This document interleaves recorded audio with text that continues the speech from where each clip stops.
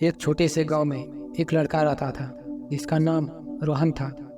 रोहन बहुत ही शर्मीला लड़का था। उसे लोगों से मिलने, बातें करने और पब्लिक प्लेस पर जाने में डर लगता था। उसके मन में हमेशा यही डर रहता था कि लोग उसका मजाक उड़ाएंगे या उसे नीचा दिखाएंगे। रोहन की यह शर्म और डर उसकी पढ़ाई और जीवन के अन्य पहलुओं में भी रुकावट बन गई थी। वो पढ़ने में तो अच्छा था, लेकिन वो अपने शर्म के कारण कभी भी अपने स्कूल के प्रतियोगिताओं में हिस्सा नहीं ले पाता। वह किसी भी सामूहिक कार्यक्रम में नहीं जाता क्योंकि वहाँ उसे लोगों से मिलना पड़ता।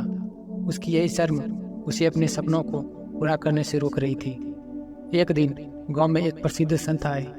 संत अपनी सूझबूझ और ज्ञान के लिए मशहूर थे। पूरे गांव में उनकी चर्चा हो रही थी। रोहन ने सोचा कि शायद संत उसकी समस्याओं का समाधान निकाल सके।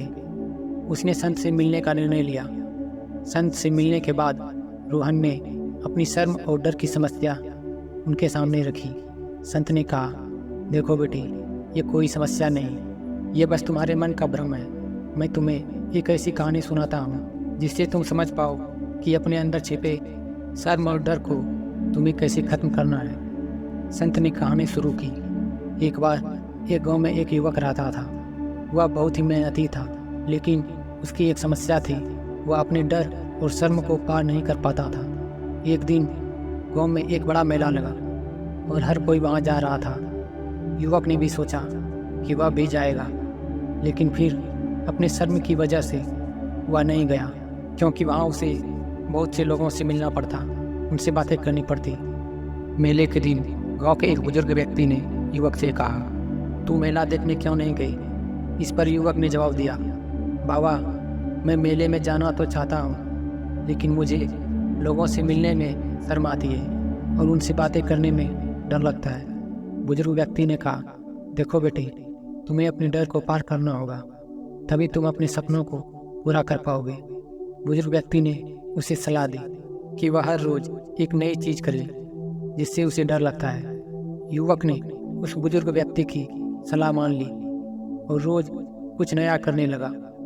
पहले दिन उसने गांव के बच्चों से बात की। अगले दिन उसने गांव के बुजुर्गों से बात की।